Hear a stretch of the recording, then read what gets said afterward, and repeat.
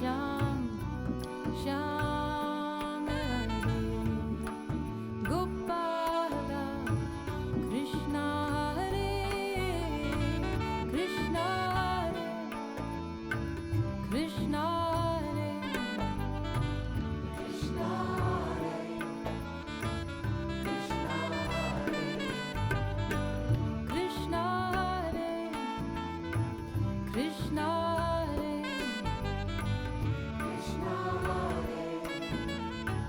Krishna. This is Yoga 1.0. My name is Lois Nesbitt, and I am a yoga teacher and yoga teacher trainer based here in East Hampton and in New York City. And what I'd like to do with this series is offer you basically the hows and whys of yoga. I find there's a lot of confusion out in the world about what yoga is, why there are all these different styles and practices, why we do what we do, what we do.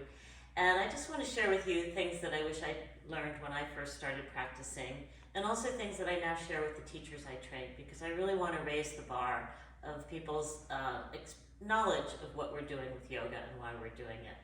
I'll be offering 3 different types of segments in the series. We'll have practice sessions here on the mat or in the chair. We'll have sessions where I'm just talking about some of the ideas behind yoga. And we'll have a 3rd type of program where I will be breaking down some of the details of yoga practice, specifically showing you some anatomy and how to practice with smarter, more intelligent practice. Okay, everybody, today's focus is a practice doing what we call hugging the midline. The midline is simply if you were to draw a line down your body from the crown of your head all the way down to just between your feet, line in line with your spine, that divides your body between left and right. When we hug the midline, we literally physically pull the muscles of the body, the limbs toward that center line. Why is this important? Well, even though most of us look symmetrical, the body is relatively symmetrical, right? 2 arms, 2 legs, 2 shoulders, 2 hips. I've never met a body, I've never seen a body in all my years of teaching that is actually symmetrical. So when we hug in, we tend to even out. So, for instance, I like to hang out on my right hip if I'm standing waiting for the jitney. So you can see how I've already deviated from the midline. This leg gets passively stronger, this leg is just taking a vacation, and then that gets tiresome, and so I go to the other side. So where we want to be is in the middle. So if you would just take a stance right now, wherever you are, and just notice what your default pattern is, or what it feels most easy to collapse into. And then instead, make the choice, keep your feet parallel in where they are. And if you did the last section where we worked on the feet, you can lift the toes, press down through the 4 corners of the feet. And then pull your legs toward each other. They're not actually going to move, but you want to do this like scissoring in toward the center. And notice the effect that that has on the body. You will be evening out left and right. You will become more stable. You will also become taller. So it has a way of pulling yourself in and up. And you can do this not just with the legs, but with the shoulder blades. So rather than pulling your arms in, draw your shoulder blades toward each other, and you'll get a nice opening across the upper chest. If you do this with your hands in prayer position, you can actively press your palms together, and notice how that not only opens the chest, but ricochets to the upper back and draws those shoulder blades in closer. So when we're doing these poses, hugging the midline, you're waking up muscles that tend to be very weak on most of us. Starting with the outer shins, hugging in, the adductors, let's say inner thighs, and then if you would turn around for a moment, the muscles that are back here between the shoulder blades, the mid-traps and the rhomboids, tend to be weak because most of us round forward all day. So those get a chance to fire up as well. Turn around, face the center. So you're strengthening weak muscles, you're rebalancing, and there's an overall sense of power. So a lot of people equate, when we talk about core practices and ab fabulous and all that, people focus on the abdominal muscles as being the main strengthening muscles of the body. When you hug the midline, it's a much more total feeling of everything participating. Yes, your abs will engage, but so will your glutes, your butt muscles, and those inner and outer thigh, inner thigh and outer shin muscles, and the muscles of the upper back. So to me, it's just a more efficient and effective way of using the body. So as with all of our principles, we're going to do this standing and then in a variety of poses. But if you have a block, you can place it between your shins and try hugging the block because that'll give you something tangible to draw in. So if you don't have a yoga block, you can use a ball. I find a ball that's a little deflated like this is better because you can squeeze in without sliding. Okay? Or you can just place a rolled up towel between your legs. It's just helpful to have something to physically hug into so that you remember. And we'll even try this in a sun salutation in a bit. Now, another way that you can work with this is if you would turn sideways and bow forward. Place your hands on your outer shins, bend your knees, outer shins about 3 inches below your knees. Press in on your shins, but keep your knees ankle width apart. So there's a lot of oppositions going in now. So the shins are pressing in, but the knees are staying wide. And then just bend and straighten your legs a few times, keeping that action of the shins hugging in. Super healthy for your knees, your hips, your lower back. Now another way to do this is the opposite. Bring your arms around behind you, cross your wrists, and thread the hands around so that, yes, you're holding the opposite inner shin, and now you're pressing in on the shin, on the palms as you straighten and bend the legs. So again, lining up feet, ankles, shins, calves translates up into healthy knees, hips, and lower backs. Okay, and then release and come back up. So I hope you get a little taste of what this feels like. Now we'll try it in motion with the sun salutations. So you can walk forward, front of your mat, this is great. Inhale, circle your arms out and up. Exhale, bow forward. Inhale, lengthen your spine. Exhale, step your right foot back and pause in a low lunge with the knee off the mat. Yeah, I'll come up on your fingertips here if you can, just most people won't be able to reach like you. Now, the same action of hugging in. You're gonna hug the front shin, the left shin toward the midline, and the back shin. So imagine now, they used to say you have like a sheet of glass dividing your body left and right. You're still hugging in with both shins to create more symmetry around that centered line. Exhale, press back to down dog. Bend your knees, line up your shins.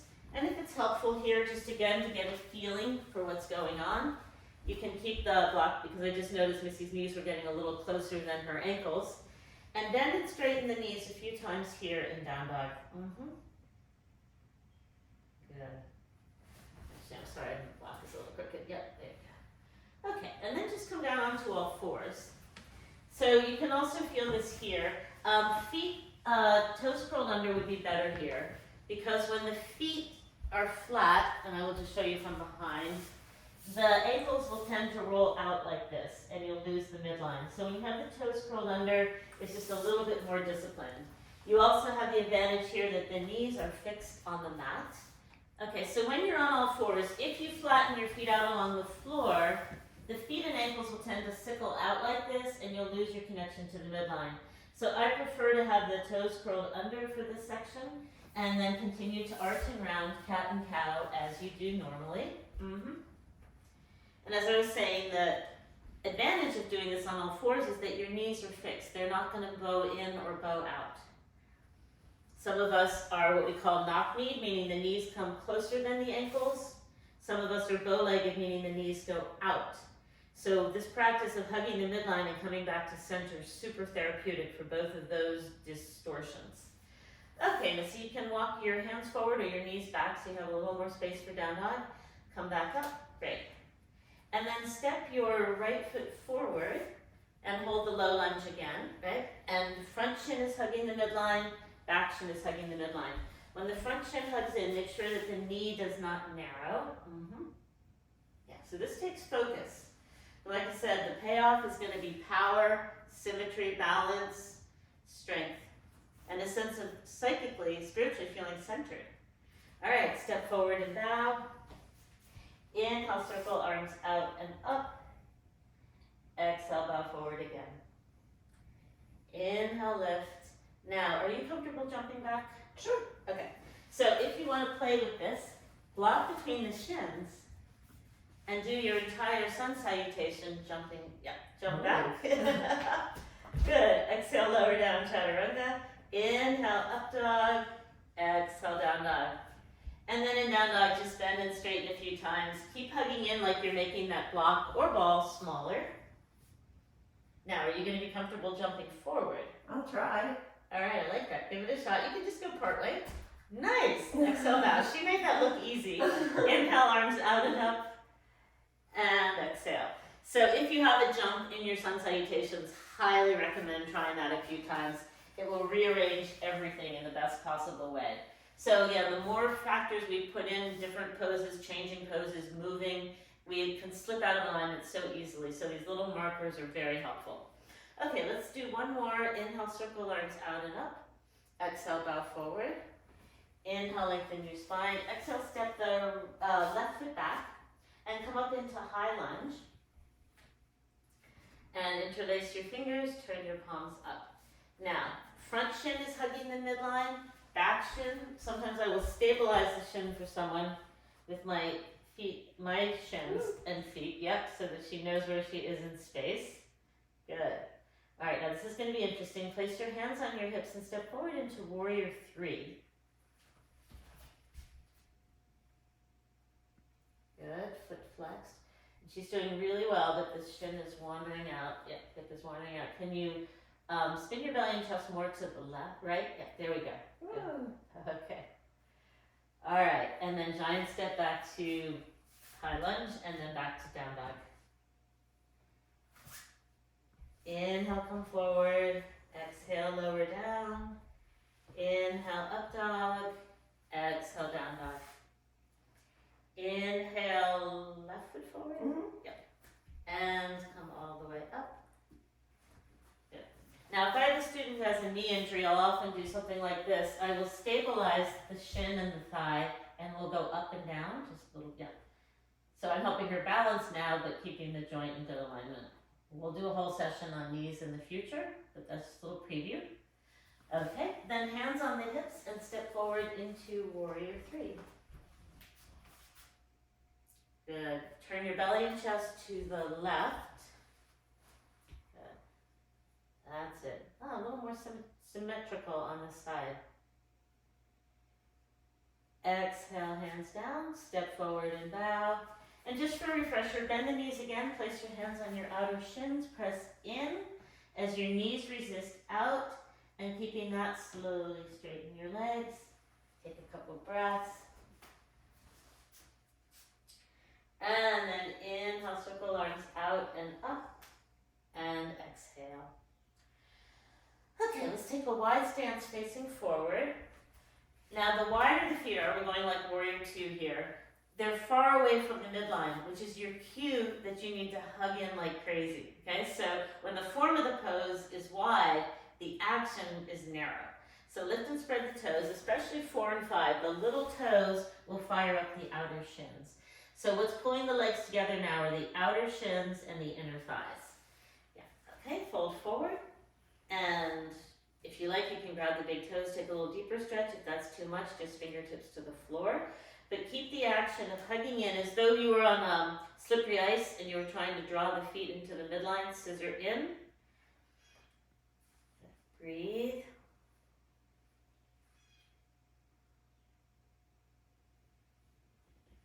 Good. Inhale, come back up. Exhale, hands to hips. Good. Okay, right toes out, warrior 2. Extend the arms. Now the back leg here tends to underperform. So imagine you had a slippery blanket under the back foot. Drag it forward. That action of the inner thigh working here and the outer shin is the sort of the dark zone of this pose. It's the place where people check out and forget. So that back leg is dragging forward toward the front heel. A lot of these actions are not visible, but I hope you can feel it. Yeah, she's working. All right. Good. Inhale, back up. Exhale, reverse the feet. Warrior 2 to the other side. Same thing. Dragging the back foot forward toward the left heel. Front shin is aligned. Knee over second toe. Breathing.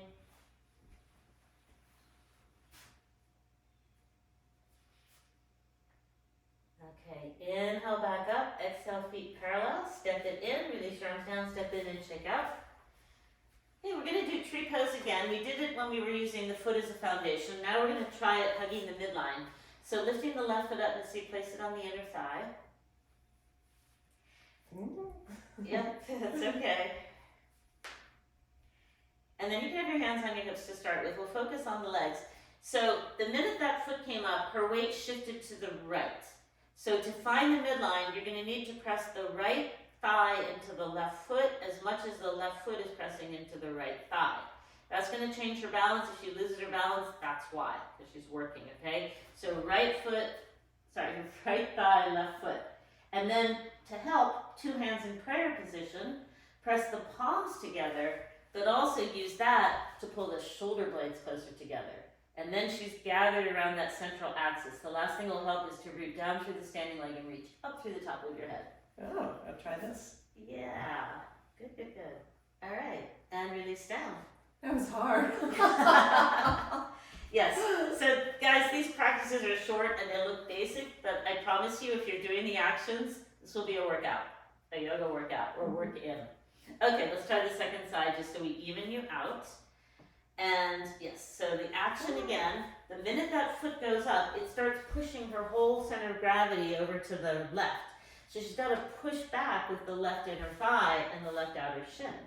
And then she helps by pressing the palms together and pressing the palms evenly, so one palm isn't dominating, right? You're at the center, and the shoulder blades are moving onto the back.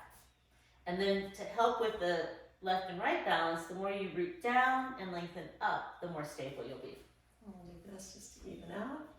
Yeah, good. All right, and come on down. All right, let's come down to the floor. We'll just do one little abdominal exercise. We'll do a Navasana. So hands to Navasana, so sitting up, hands to the back of your thighs. Yeah, spread your toes, and then raise your shins up to knee height. Good. Feet are flexed, you can see your feet here. Yep. Now you can hold on, or if you're strong enough, extend your arms and maybe your legs. Yep, beautiful. Good, and we've been working the feet, so now she understands that, and hugging the midline. As you exhale, bring the knees in. Inhale, reach back out. Exhale, bring them in. Inhale, out. Good, one more time, in and out. Good, and then place the feet down. Place your hands down, and we're gonna go into a little back bending. So let's actually start on your belly. So the minute the legs and shins go behind us, yep, what happens is the heels roll apart, right, and you lose the midline. So the best cue I can give here is to spread all your toes into the mat. That will naturally line up the shins and calves. Good. And then let's take a wide arm cobra, fingertips out to either side. Yep.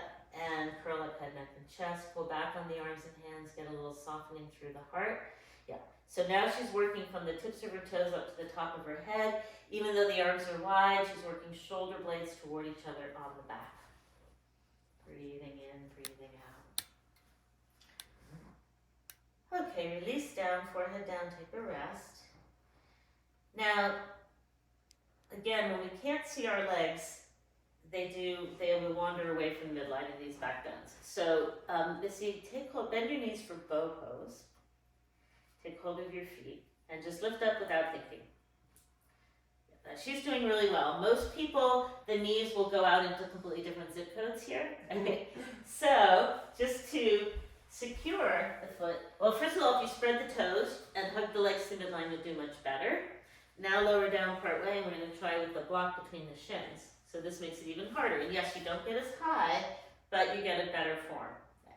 And some people find it easier in this version to bring the thighs down and lift the chest. You okay? Whoops, there goes the block. All right, and release down. Good job. All right, again, she's an advanced yogi, but she's shaking there a little bit. So these are tough practices. If you can't do everything, if you're newer to yoga, just watch and observe, and over time, you can experiment with moving to the next stage of these exercises. Okay, let's come over onto your back. Now, we haven't done a lot of back bending, so we're going to start with bridge, and then if you're up for it, we'll do wheel. But same idea. So wheel pose, most people, feet go way wide, and they turn out, and you lose your connection to the midline, which compromises your lower back. So we're going to make this really hard for her today. I'm putting the block on this width, not even the widest, but basically the hip width. Yeah. And we'll start with bridge. Yeah, lift and spread your toes. Arms by your sides. Yeah, curl up. Good. And then, yeah, interlace your fingers. Good job. So this may be enough just to hug the block with the shins. You up for trying a wheel with this? I'll try, yeah. That's what I like about Missy. She's willing, among many other good traits. Okay. Now, your feet did turn out, but Yeah. we'll see how it goes. Okay, so hips up, chest up, top of the head, all the way up.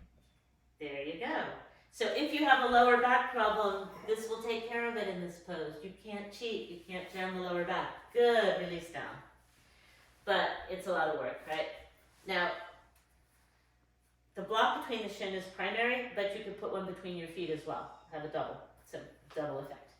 Okay, and then we're going to release the connection to the midlines. Step your feet a little wider and just give a little windshield wiper, swaying it. Yeah. So we should have protected the lower back beautifully through those back bends, but since you didn't have a lot of preparation, just want to make sure that everything is released in the lower back and the outer edges of the hips. All right, and then last one, come back to center. In the gym they call this figure 4. In English, in yoga we call it eye of the needle. So you're going to thread your right ankle over the top of your left knee. Flex your feet and spread your toes. That's the important instruction for today because that's how we're going to keep this midline thing going. Hands interlaced behind your left thigh. Draw the legs in. And you can either just hold, you can rock the hips side to side, left to right, or you can circle the hips. Whatever you feel like gives you the best release. If you have not worked with hugging the midline before, expect to be a little bit sore in the muscles we use today. Outer shin, inner thigh especially, maybe some in the feet. But optimally, the hamstrings and the lower back and the psoas should all be good because when we line up that base, when we line up what's below, the things above do better. Okay, let's switch legs and cross, yep.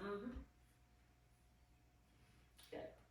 And again, either hold or rock side to side or circle. The rocking and the circling is just a way to move the stretch into different parts of the hip.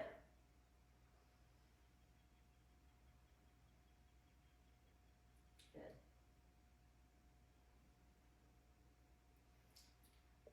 Okay, and back to center.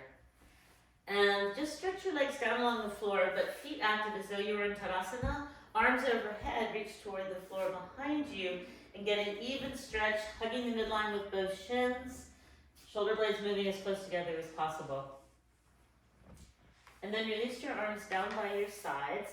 Now in Shavasana, we're not trying to control the body. So palms turn up, yet feet roll apart.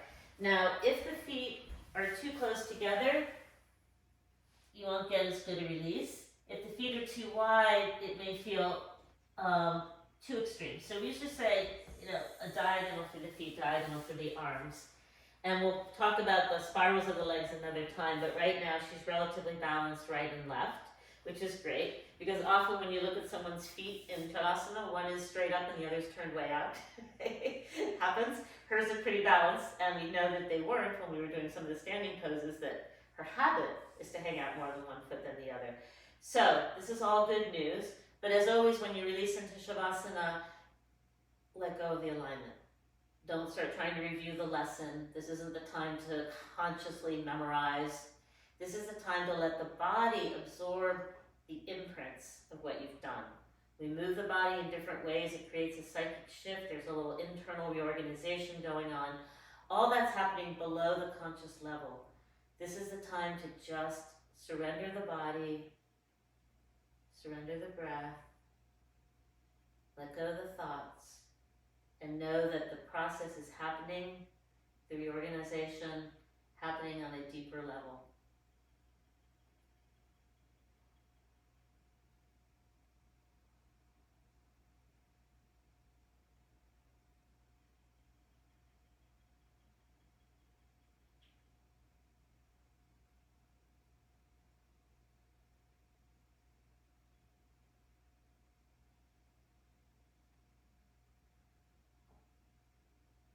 Drawing your awareness back into your body. Begin by wiggling the fingers and the toes, awakening the edges of the body. Circle the ankles and the wrists. Roll the head from side to side. back to center. And then eyes closed, head heavy, roll to your right side, rest there.